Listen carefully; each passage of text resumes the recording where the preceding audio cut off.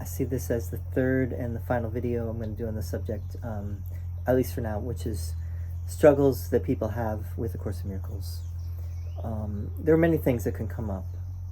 There are many issues that come up for people doing A Course in Miracles. And certainly some of the ones that people struggle with at the beginning are the language and the fact that it's all in masculine pronouns, a lot of capitalization, the use of God, and the idea that Jesus is behind this, especially people coming from a Christian background who found their Christian background, the Christian upbringing to be challenging for them. Maybe they had a falling out with it. Maybe they found the Course through some way or another. And now the Course sounds very biblical. It comes across as very biblical, even though it's really not. Even though it is, but it isn't. It's using that symbology of the Bible, the symbols, the words, but it's using them in a different way. And it's really getting at whereas the Bible is largely comes within a dualistic framework. A Course in Miracles also comes in a dualistic framework, but it seems to be bringing in the idea of non-duality, which is something that you don't really find in the Bible unless you really, really look for it. But the Bible does not have this idea of God, that ultimately there is only one reality, and you could give the name God, but you could also call it other things like source or love or oneness or any name you want to give to it. And there are many names that have been given. So the Course can be challenging on a lot of different levels. Ultimately, it comes down to the challenges that people ultimately have are if you accept the Course is true, then ultimately the challenges that people have are resistance to the truth. And you can see that in the Course's scribe. Actually, both the scribes, Helen and Bill, both were fairly resistant, and they are just they are a microcosm of the macrocosm. They understood that their relationship, which is being healed through the Course's coming, is really just a microcosm of everyone's relationships. All the relationships of this world are fraught with challenges until you decide to do something about it, right? And seek another way. As Bill said, there's got to be another way, and the Course is the other way. Or it's not the only way, but it is another. It's an alternative to the way that we generally live in the world and deal with each other, which is through attack and judgment and all the things that more often than not get us into trouble in this world, right? And make the world make our life in the world miserable. And the Course is aiming at ultimately freeing us, liberating us from the world entirely, but along the way it has what it calls the happy dream. I hope this doesn't shut up. I'm gonna try to make this short and sweet today if I can. And by the way, this video is a response to Ari. Thank you, Ari, for your question about false empathy. Something I said in one of the previous videos. I was talking about false empathy, and I want to bring that in again. I think that's something that Jesus talks about in the text. But before we get there, so I was talking about the happy dream. The happy dream is where you live in the world, but you're not suffering, right? You're relatively free. You may still have some, right? Some things that come up for you, right? But or maybe not. Maybe you are completely free of suffering in this world, free of guilt, free of fear, free of suffering, and you have moved through all of your issues, and all of the resistance that you have, all of the interference to love, everything in the way of love, and you've moved through it, and you're living a happier and happier dream. Your life is getting better and better, and I think that's possible with this course, right? I think that you may notice, just even without the course. I think the thing about the course is that most people that come to the course realize they were doing the course before they came to the course. And that's why the course resonates with you, is because you are already doing it, right? You are already coming to these things yourself, but the course just kind of cements it for you, just brings it all into one place and says, yes, this is the way it is, right? You were feeling like there's got to be another way. Well, there is another way, right? You were feeling like, you can't, there's got to be a way out of the misery and the suffering and the pain and the guilt and the shame. And why do I keep going in circles, right? There's got to be a way. And maybe the whole world is not going to get there anytime soon. But the thing is that you can, right? And you can, in doing that, I think really what the course is getting at is that in your doing that, if you go all the way with this, you actually save the world. And because you realize the world does not need to be saved. Funny as that sounds, and kind of incomprehensible as that sounds, is you realize the world does not need to be saved. Because all there is really is love. And so you come to that realization, and you can then accept the world as it is. And you realize that there really isn't anything out of place. It's only your own judgments that have made it that way. This is almost impossible for us to accept, right? What I'm saying. Especially in the face, and this is where we're going with this, especially in the face of horrible things that happen, even not so horrible, but still bad things, what we label bad things. Now, one thing I want to say in this video, which is new, is that I think as you do this work, as you do your inner work, you experience less and less of the bad things, right? You experience less and less of your lessons get less and less, right? As you do their lessons, your lessons lessen as you go along, right? And you don't need, whereas maybe you needed a wake-up call at some point in your life, like a powerful wake-up call that really is like got your attention. Now maybe you just need little tweaks here and there, right? And you will get those, right, as you go along. But as you do the work, the lessons lessen. And what I want to say about empathy is, I think the Course is not getting us to the place where we can't empathize with people. I think we can empathize and sympathize with people in the sense that we have gone through it ourselves. We've experienced the things that other people may be going through, but we have gone this path, and we know that ultimately those things do not need to bring us into a place of suffering. And maybe we are with a brother or sister, right, who is in a place of suffering.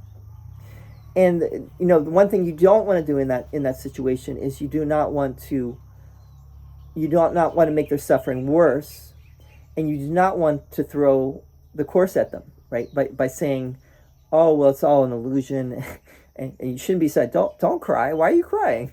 On whatever level we say that, why are you upset? Because this is all not real anyway. You don't want to say that, right? You want to be with them in their grief, in their pain, and you want to also remember that you have been there as well, and you probably did not want to be preached to in that moment. So and I think people in general do not want to be preached to. And I just did that. I did that video the other day about the bishop who Marian Bood is her name, who gave that sermon to Trump, and she singled him out. I kind of think, on second thought, I think what she did was courageous. On some level, I think what she did was amazing. On another level, I think she kind of crossed the line there, and I think the problem with what she did was she singled Trump out, and she made him, she attacked him, right, and she got preachy with him, and most people do not take that very well. So when your brethren is in a place of suffering, you don't want to preach, right? You want to be with them in their suffering. On the other hand, you don't have to go into the suffering with them. Bill Clinton famously said, "I feel your pain," right? He had that statement. I forget what he was even talking about. I feel your pain. And he really got taken to task for that. Because most of the time we really cannot feel someone else's pain, what they're feeling, unless you're super sensitive, then you might. But false empathy would be where you try to feel what they're feeling, or you go into suffering with that person. But what Jesus is saying is you do not need to go into suffering to be with someone in their grief or in their suffering. You can hold the space with them and help them to see that they do not need to suffer, right? They can be free of suffering. And if you now, this is not always, I'm sure there are plenty of times where you might want to experience the suffering with someone else, right? You might want to go there with them. You might want to feel that with them, and you might want them to know that you are feeling that too, right? So I kind of take back what I just said, because it's really depends on the case. This is not like there's one size fits all answer to this. What I was saying to Ari, I wrote you a message, where I said, this is kind of tricky. This is not the easiest thing to navigate, when someone else is dealing with something. But I think the main thing is that you want to know that you're there for them, that you love them. You don't want to be preachy. You don't want to judge them. You don't want to say, well, this is your fault, or give them any feeling that in that moment, let them come to that on their own. You don't have to rub it in. You don't have to say anything that's going to make them feel worse than they feel. Now you may be judging them in your mind, like, well, you got what's coming to you, or this happened because you were like that, you may feel that way, right? But I think in that moment you don't want to do that to that person. I think in general people are going to come to things on their own anyway. They will see things in their own good time. You don't need to play God, in that sense, right? And you don't need to play God anytime, really. We're all God. They're no less God than you are, right?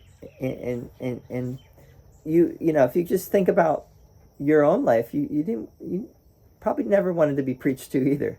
Although sometimes we do want to be preached to, That's where this gets tricky, because you never know, and sometimes you kind of have to feel things out, and you have to be present with what's happening, right? And feel what is right, what is appropriate, what is the loving thing in that moment.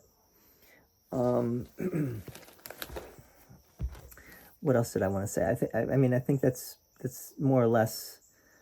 I think that the bottom line, or the the essential thing to take from what I was just saying here is that I think as you do the course, as you do the inner work, as you move towards your own inner peace, your lessons will lessen. And as they lessen, you see that these principles really work. You see the truth of it. You experience the truth of it. It becomes real for you, and the suffering becomes less and less real. And you realize the ego is really not a thing. It's nothing. and you do not need to live by your ego, and you can be you can live without judgment, right? Without the egoic judgment. I mean, obviously, we have to live in this three-dimensional world that we seem to be in. We do, there's judgments happening all the time, but what we're talking about is judgment that brings us into a place of suffering, right? Or into a place of of of of upset, whatever that may be. And we can live without that. We don't need that. So anyway, I hope this is a little helpful. Let me know.